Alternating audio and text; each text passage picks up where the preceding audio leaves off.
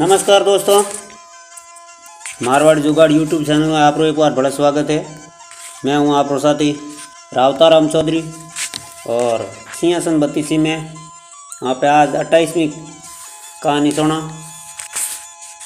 तो राजा भोज तैयार हो नारदेंद्र की तरह सिंहासन माते बैठने तैयार हो। तो 28वीं पुतली वेदे ही बाई पर हाजिर हुई और मैंने एक कथा सुनाई।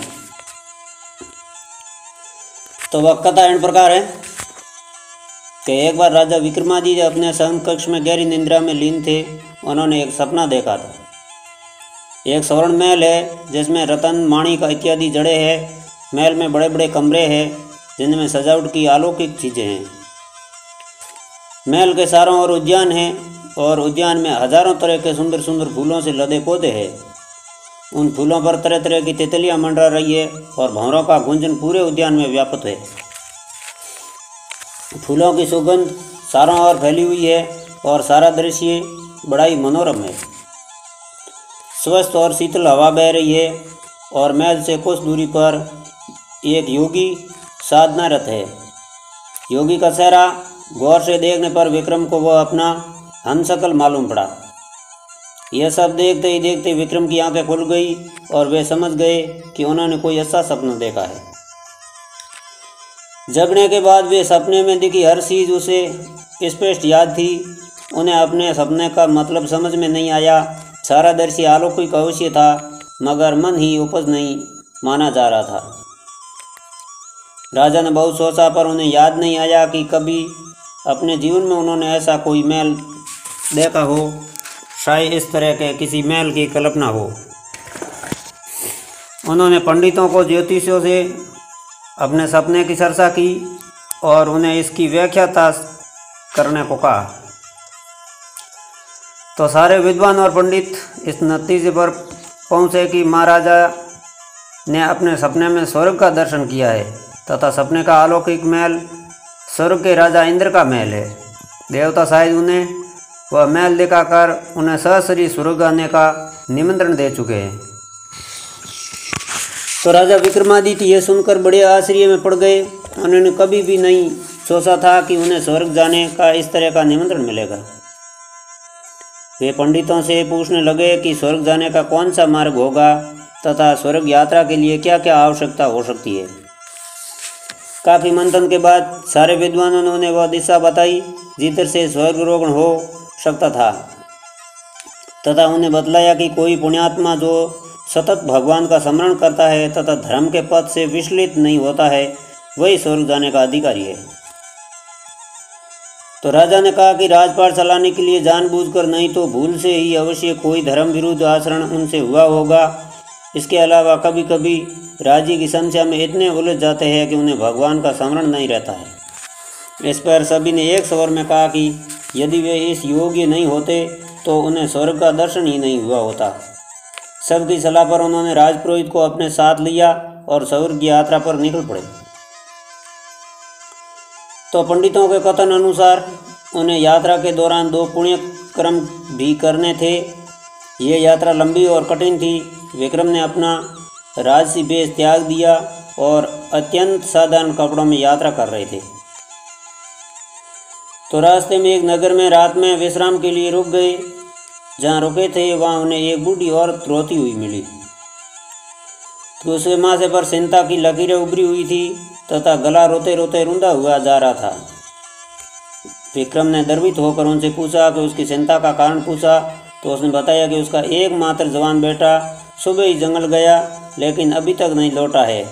विक्रम ने जाना चाहा कि वह जंगल में किस प्रयोजन से गया, वह किस काम से जंगल में वो गया है। तो बूढ़ी औरत ने बताया कि उसका बेटा रोज़ सुबह जंगल से सूखी लकड़ियां लाने जाता है और लकड़ियां लाकर नगर में बेचता है। लकड़ियां बेचकर जो पैसा मिलता है उसी से उनका गुजारा होता है। विक्रम ने कहा कि अब तक वह नहीं आया है तो आ जाएगा। बूढ़ी औरत ने कहा कि जंगल बहुत घना है और नर भक्षी जानवरों से भरा पड़ा है।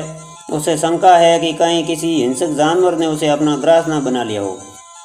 उसने यह भी बताया कि शाम से वो बहुत सारे लोगों से विनती कर चुकी है उसके बेटे का पता लगाए, लेकिन कोई भी जंगल जाने को तैयार नहीं हुआ।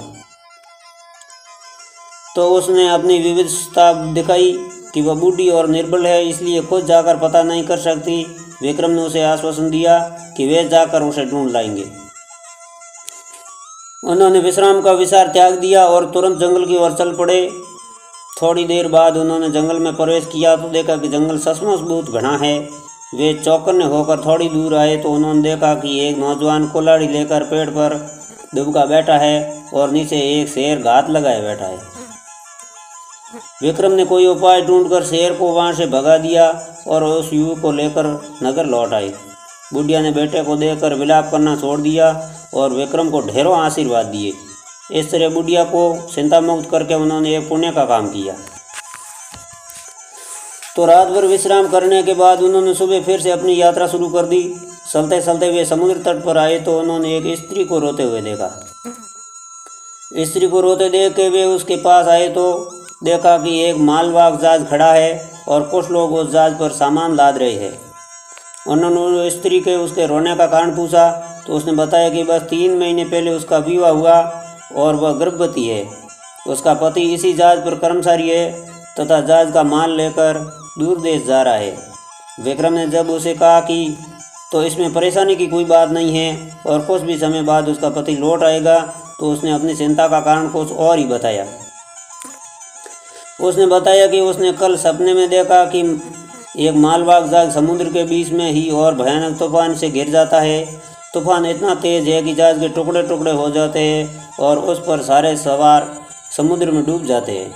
वह सोच रही है कि अगर वह सपना सच निकला तो उसका क्या होगा। खुद तो किसी प्रकार से जी भी लेगी, मगर उसके होने वाले बच्चे की परवरिश कैसे होगी।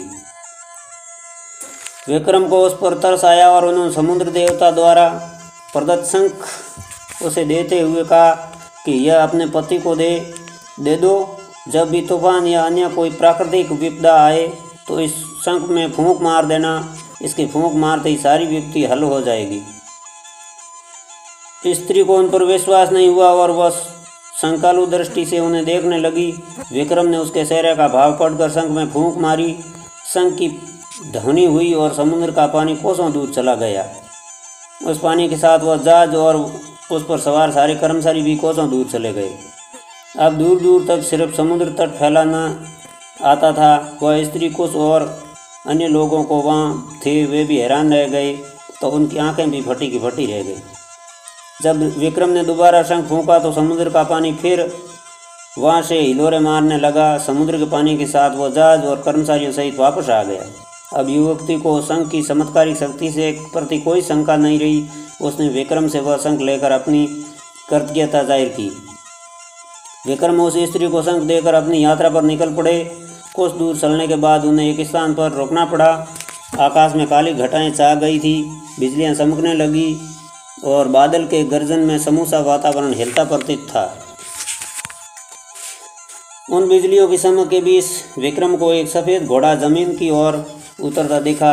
विक्रम ने ध्यान से उनकी ओर देखा। तभी आकाशवाणी हुई कि महाराज विक्रमादित्य, तुम्हारे जैसा पुण्यात्मा शायद ही कोई हो। तुमने रास्ते में 2 पुण्य किए हैं। एक बूढ़ी औरत को चिंता मुक्त किया है और एक स्त्री को सिर्फ शंका दूर करने के लिए वह अनमोल शंख दे दिया जो समुद्र देव ने तुम्हारी साधना से प्रसन्न होकर उपहार दिया था। तुम्हें लेने के लिए एक घोड़ा भेजा जा रहा है जो तुम्हें इंद्र के महल तक पहुंचा देगा।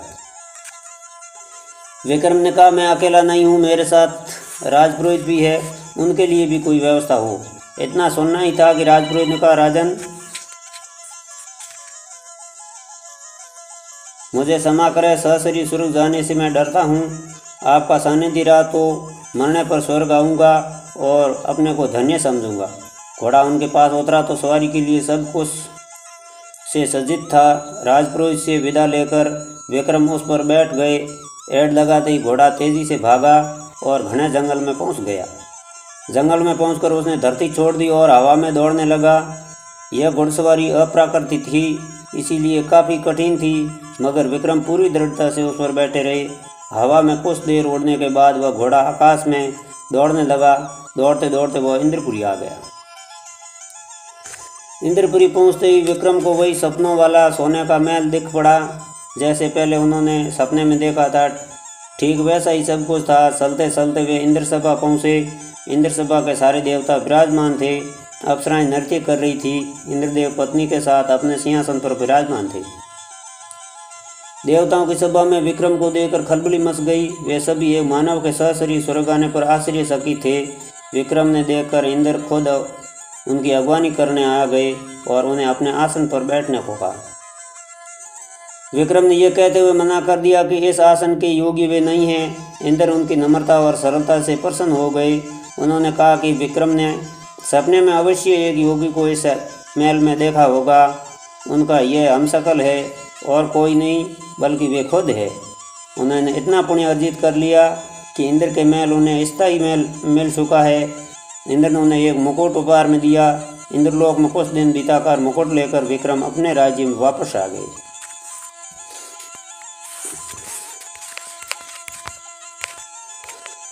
तो 28वीं पुतली ने ये कथा सुनाई राजा